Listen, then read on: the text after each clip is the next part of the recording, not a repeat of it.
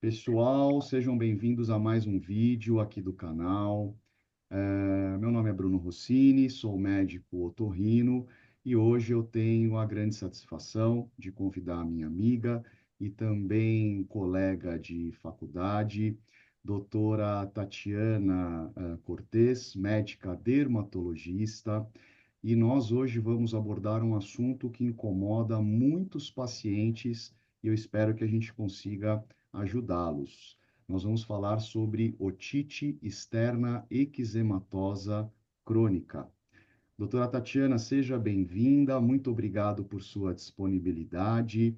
E eu queria que você inicialmente se apresentasse, falasse da sua formação, onde você atende, para os nossos espectadores te conhecerem um pouquinho mais. Tá bom. Bom dia, obrigada pelo convite. Eu que fiquei muito feliz de você me convidar aqui para estar junto com você para falar sobre a dermatite eczematosa da orelha. A minha formação, eu estudei em Botucatu, na Faculdade de Medicina de Botucatu, na Unesp, junto com o Dr. Bruno, ele era meu veterano. Verdade. Uhum. E depois eu fiz a faculdade lá de medicina, depois eu completei meus estudos em dermatologia na residência. Eu fiz a residência em Botucatu também, na Unesp, e depois em 2011 eu tirei o título de especialista e eu fiquei uns 5 anos no ambulatório de urticária da Escola Paulista de Medicina. E agora eu atendo no meu consultório, que fica em Moema. O nome da minha clínica é Clínica Sense Skin. E hoje eu trabalho com dermatologia clínica, trabalho com dermatologia estética e com tricologia. Ai, que legal, que legal. Muito bom saber disso. Depois a gente vai deixar todos os contatos de atendimento da doutora Tatiana na descrição do vídeo para quem quiser entrar em contato com ela.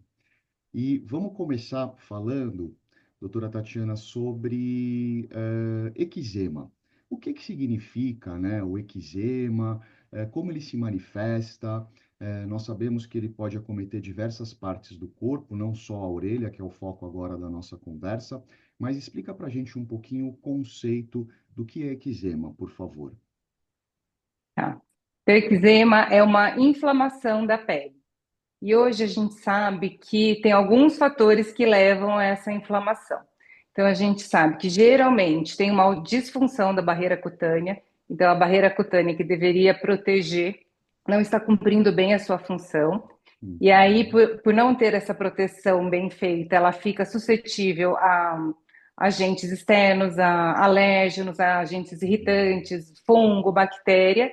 E aí, a entrada desses agentes na pele vai produzir uma resposta inflamatória, que é uma resposta inflamatória alterada, e dependendo da causa, vai ter mais ou menos um conjunto de fatores em relação à predisposição genética, às questões ambientais que vão impactar nessa inflamação. E quando a gente olha para a pele, o que a gente vê quando a gente está de frente a um quadro de eczema é uma pele mais vermelha, a gente pode ver descamação, geralmente o paciente queixa de prurido, de coceira, esse é o sintoma mais comum das dermatites. E a gente também evoluindo, a gente pode ver formação de bolhas, de formação de fissuras, às vezes a pele parte, a gente pode ver Uhum. saída de secreção, pode ver formação de crosta. E às vezes até o paciente pode evoluir por causa dessas alterações para uma infecção de pele, reclamar de dor. Então, geralmente é isso que acontece num quadro de dermatite, que em alguns casos pode evoluir para uma infecção de pele. Legal, ótimo. É isso mesmo que a gente costuma ver também na pele da orelha, né? Tanto Sim, do pavilhão auricular quanto do conduto auditivo externo, que quando a gente faz a otoscopia, né, que é o exame que a gente coloca o otoscópio para enxergar lá dentro do conduto auditivo, a gente vê também descamação, vê hiperemia, a gente pode ver um pouco de exudato, um pouco de secreção, né? Principalmente quando tem uma infecção secundária, e realmente as queixas do paciente também, no caso da otite externa eczematosa, é o prurido e a descamação. Ele fala, poxa, doutor, vira e mexe e fica saindo uma casquinha. Essas casquinhas podem até entupir a orelha do paciente, sendo necessário fazer uma limpeza. E me conta uma coisa, é comum você ver pacientes com eczema no seu consultório e ainda mais especificamente eczema da orelha, do pavilhão auditivo e do conduto auditivo? Conta para nós. Eczema, assim, eu costumo brincar que quando o paciente se coça, ele procura a gente, Hum, porque geralmente tem uma piora muito grande da qualidade de vida. Coceira é hum, uma coisa que mexe com a gente, às vezes mexe com o sono, então interfere uhum, em muitas atividades do dia. Então, quadro de eczema é uhum, muito comum no consultório e uhum, quadro de eczema de orelha é relativamente comum também. E vem tanto uhum. por procura espontânea do paciente e às vezes encaminhado por vocês, colegas otorrinos. Sim, às vezes a gente não consegue dar conta, né? A gente faz o diagnóstico, entende o problema, oferece o tratamento inicial, podemos dizer assim, mas a gente sabe também que os especialistas em pele são vocês, dermatologistas, e vira e mexe a gente precisa de ajuda. Aí que está o benefício desse tratamento em conjunto aí. Show de bola. E a inflamação, então, que acontece nas outras partes do corpo, né, pensando assim na fisiopatologia, de como é o processo inflamatório, é semelhante ao que acontece também na orelha? As coisas são correspondentes? Explica para gente, por favor. O processo inflamatório ele é semelhante, mas a orelha ela tem características próprias que tornam ela especial e a gente tem que ter um cuidado tanto na hora do tratamento quanto na hora da manutenção do tratamento. Uhum, Então, a orelha tem uma pele mais fina, ela pode uhum, absorver mais a medicação, ela pode. E tem as especificações também do conduto, que daí o doutor Bruno pode falar melhor para a gente, que a gente tem sim, que ter mais cuidados, porque tem alterações, a anatomia é diferente, né, naquela região do conduto. E da uhum, região mais externa, que é até onde eu enxergo e até onde eu vou, uhum. a pele ela é realmente mais fina, ela é cheia de dobrinha, então ela pode ter mais chance de fazer fissura, de partir, então a gente tem alguns cuidados especiais com essa pele. Sim, sim, em relação às especificações anatômicas da orelha, do conduto auditivo, realmente a gente tem que imaginar que é um conduto que no fundo dele tem a membrana timpânica, né? E ele também é cheio de reentrâncias e saliências que podem levar ao acúmulo dessas descamações, né? Ao acúmulo dessa pele descamada, e também favorece muito, como é um conduto, favorece muito que fique úmido ali, né? O que propicia uma piora até do eczema e propicia também infecções oportunistas. Por isso que muitas vezes, né, faz parte do tratamento a gente fazer uma limpeza desse conduto, aspirando, né, através do próprio otoscópio, ou às vezes até através de microscópio, a gente aspira, limpa tudo quando tem essa descamação ou quando tem um exudato, até para medicação que a gente precisa aplicar, conseguir ser absorvida de uma forma mais eficaz. Então, sim, realmente tem essas questões diferentes. Também tem a questão do conduto ter um pH mais ácido, né, devido ao cerume, isso também é um fator protetor ali para o conduto, que quando o paciente está com uma crise de eczema, essa proteção se perde, né? Então, sim, tem essas peculiaridades bastante importantes. E entendendo agora o porquê que o eczema acontece, né? As causas do eczema, como é que é? Tem relação com questões genéticas, ambientais, imunológicas? Conta um pouquinho para a gente sobre isso, por favor. Tá, para responder essa pergunta, eu vou separar nas três principais causas que eu vejo, né, causando o eczema de orelha, que são a dermatite seborreica, a dermatite atópica e a dermatite de contato. E dentro da dermatite de contato, a gente tem uma subdivisão, que é a dermatite de contato alérgica e a dermatite de contato irritativa. Então, eu vou falar brevemente sobre elas, porque eu acho que cada uma tem as suas peculiaridades.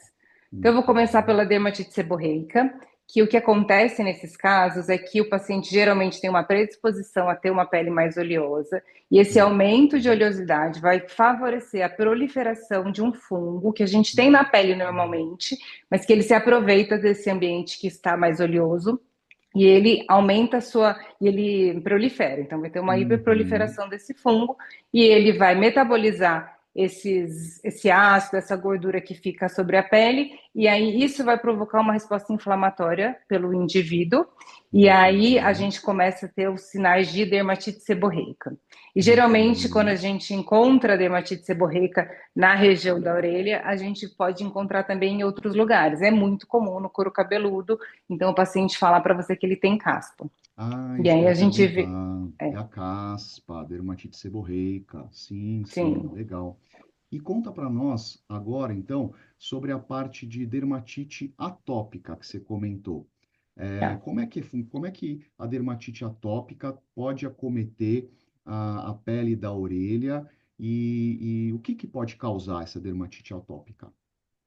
Então, aí a dermatite atópica, ela tem uma forte predisposição genética. Então, o indivíduo, ele tem uma dificuldade de produzir uma barreira cutânea que proteja mesmo a sua pele. Então, ele vai ter alterações ali nas proteínas que fariam essa proteção e ele acaba ficando mais suscetível, mais vulnerável aos agressores do dia a dia, que pode ser um alérgeno ou um irritante, ou fungo e bactéria. E aí, quando Uhum. ele fica com essa pele, que não é uma pele que está funcionando bem, esses agressores eles vão também desencadear uma resposta inflamatória no indivíduo, e aí isso vai gerar essa inflamação, essa dermatite atópica. Então, e ela pode acometer a região da orelha. Então, nesses casos, o indivíduo ele tem uma dificuldade de produzir a sua proteção da pele e por isso ele fica mais suscetível e aí começa o processo inflamatório da pele. E tem a ver também com questões relacionadas a alergias respiratórias, como, por exemplo, rinite crônica, rinite alérgica, asma. Você vê esse conjunto de sintomas no mesmo paciente? É comum? É, sim, é É comum, né? comum, né? A gente chama isso de marcha atópica, porque geralmente são coisas que vêm juntas, às vezes as três, a Hum, asma, a rinite e a dermatite, e às vezes duas delas, ou às vezes só um, acontece de ver só uma. Mas uhum, geralmente, não só o próprio paciente, mas tem histórico familiar também, né? Então, às vezes, tem os pais que têm rinite ou que foram asmáticos na infância, então sempre tem mesmo essas coisas, elas andam juntas, são doenças que andam uhum. juntas. Legal, legal, muito interessante.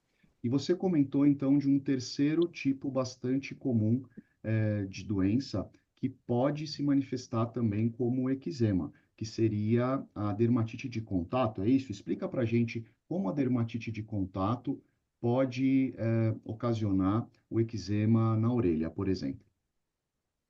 Então, a dermatite de contato, então, eu mencionei que ela tem dois tipos e elas são diferentes. Então, vou falar primeiro da alérgica.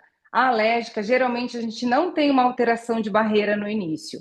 O que acontece é que o Uhum, paciente realmente ele é alérgico a algum material. Então, no caso da orelha, é muito comum ser do brinco, né, do material do brinco. uhum, Geralmente, o que está envolvido é o níquel.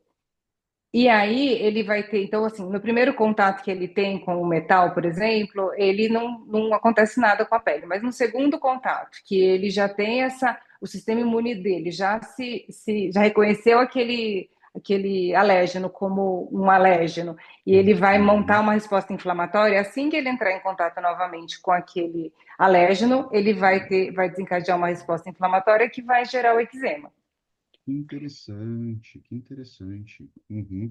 A gente vê, às vezes, essa questão da dermatite de contato com algumas medicações que a gente utiliza na orelha e acabam evoluindo com esse efeito colateral. E é muito interessante para a gente perceber isso, porque faz parte do tratamento a gente cessar o estímulo, não é, doutora Tatiana? Conta Ah, para é, nós um é. pouquinho. Né? Isso É, é super eu, importante. eu acho que a dermatite de contato alérgico é uma das mais fáceis de resolver, porque Uhum, mas você tem que convencer o paciente de que ele precisa afastar aquilo. Porque eu vejo uhum, muitas vezes uma insistência, né, em querer usar uhum, aquele brinco, ou querer usar uma coisa que na orelha também que às vezes dá é tintura de cabelo. Então, Olha querer só. Uhum, tem tintura uhum, de cabelo. E aí, assim, aí eu acho que entra o teste alérgico para a gente tentar descobrir qual é o componente ali da tintura ou mesmo do metal, para a gente afastar esse componente e usar as opções possíveis que a gente tem. Mas eu uhum, acho que isso é super importante, precisa entender que tem que afastar, não tem jeito, porque toda vez que entrar em contato vai desencadear a resposta inflamatória na pele. muito interessante. Bom, quando o paciente com eczema chega para mim, eczema de orelha, no caso, nós fazemos a história, né, para fazer o diagnóstico, tentamos entender mais essa questão, se tem caspa, né, para pensar na questão, de dermatite seborreica, tentamos entender essa questão também de algum, problema relacionado a algum contato de alguma substância, né? Mas nós também fazemos a otoscopia, o exame físico, para ver ali a inflamação, para ver ali então a vermelhidão, a descamação, às vezes até a fissura na pele, e nós instituímos o tratamento. Mas eu queria saber de você, quais outros exames complementares são importantes quando só o exame físico e a história clínica não fecham o diagnóstico? Existem exames que a gente pode solicitar para ajudar o paciente a descobrir qual a causa do problema? Existe. Mas posso só falar uma coisa que eu queria, Claro, fica à queria vontade. complementar? Não, é porque dentro da dermatite de contato tem a alérgica e tem a irritativa. Ah, sim, Eu só queria falar dela, por porque favor. também é diferente da dermatite de contato alérgica. Então, a dermatite de contato irritativa, ela é parecida com a dermatite atópica, mas porque tem Hum, uma lesão de barreira, mas não é que o paciente tem essa predisposição genética. Na verdade, é pelos hábitos dele. Então, se ele tem um hábito de limpeza, de limpar muito aquela região, ou o hum, hábito de usar cotonete, né, as hastes sim. flexíveis para. E Uhum, ele vai fazendo microtraumas, até às vezes fone de ouvido também, quem usa muito. Vai fazendo uhum, microtraumas ali na pele daquela região, e aí começa a resposta inflamatória. Então, eu acho que é uhum. interessante também diferenciar esse outro tipo de dermatite de contato, que eu vejo que é muito comum também. Sim, a manipulação excessiva, né, É, com cotonete, e não só com cotonete, né, a mas eu gente vê escutei. com o dedo, com grampo, com chave, Nossa, é extremamente comum. E, inclusive, tem pacientes que, né, têm até compulsão de ficar manipulando a orelha e o é. nariz, e isso leva a essa inflamação crônica que muitas vezes se manifesta como eczema, né? Foi ótima essa sua pontuação. E retomando então a questão do Retomando. diagnóstico, quais exames complementares você acha importante que a gente possa ter que solicitar quando a gente faz a história, o exame físico e não é suficiente então para fechar o diagnóstico? Tá, eu acho assim, eu acho que o clínico é fundamental, a gente vai ter várias Uhum, pistas, baseado na história, no exame físico, mas às vezes, principalmente quando eu suspeito de dermatite de contato alérgica, e eu não uhum, tenho ali certeza de qual é esse alérgeno que está desencadeando, eu posso solicitar o teste de contato, que é um teste que a gente uhum, faz nas costas, a gente aplica várias substâncias, dessas mais comuns que causam alergia, que a gente entra em contato no dia a dia e a gente faz a uhum, leitura geralmente com 48 e 96 horas. Então a gente aplica num dia, depois de 2 dias faz uma leitura e depois de mais 1 ou 2 dias faz uma nova leitura. E aí, se o paciente, por exemplo, realmente tem a dermatite de contato ao níquel, vai aparecer ali onde a gente colocou o sulfato de níquel, vai aparecer realmente uma resposta inflamatória, que é o que acontece toda vez que ele entra em contato. Agora, em alguns casos mais raros, a gente pode ter que lançar a mão da biópsia, que é tirar um hum, pedacinho de pele e mandar para exame. Mas geralmente aí eu acho que são casos que estão ou muito refratários, não estão respondendo ao tratamento, ou que tem alguma coisa ali que falar, eu fico na dúvida se é realmente dermatite, ou se pode ser uma psoríase, ou um lúpus, ou até mesmo câncer de pele. sim. Olha só, interessante. Bom, bom saber dessas possibilidades, porque às vezes a gente chega ali numa encruzilhada e não sabe para que lado que nós temos que ir, né? Legal, show de bola. Agora então, passando para a parte do tratamento. Deixa eu ver aqui como nós estamos de tempo. Tá tranquilo. Bom, então, dentro da otorrino, né, acredito que seja assim na dermato também, mas eu quero que você depois comente, nós dividimos o tratamento em tratamento das crises e também tratamento de manutenção. Isso quer dizer, para evitar que o paciente tenha uma nova crise. Então, o que que seria uma crise de uma otite externa eczematosa para nós? O paciente, então, vem com uma coceira muito forte, com descamação mais intensa, pode ter então um exudato, uma secreção saindo ali, o que muitas vezes significa uma infecção secundária, que na grande maioria das vezes na orelha é causada por pseudomonas, né?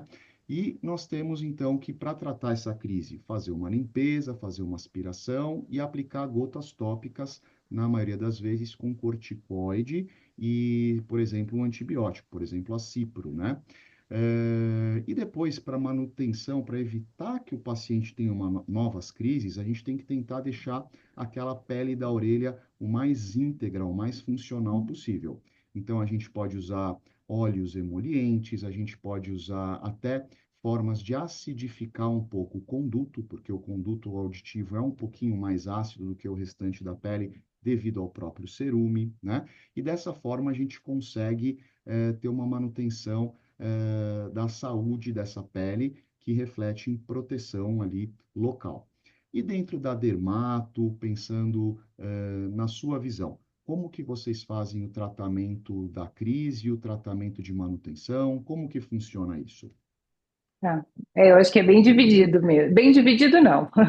Na verdade, é importante tratar os dois ao mesmo tempo, né? Uhum, Geralmente, a gente realmente, na crise, a gente vai usar pomada de corticoide para tirar uhum, o paciente da crise. E crise também a gente interpreta quando está com muita coceira, muito sintoma, vermelho, às vezes saindo de secreção. Se tem sinal de infecção secundária, né? A gente também vai ter que usar o antibiótico, mas geralmente a gente tira da crise com um antibiótico tópico de baixa potência por causa das características da pele, ser pele fina.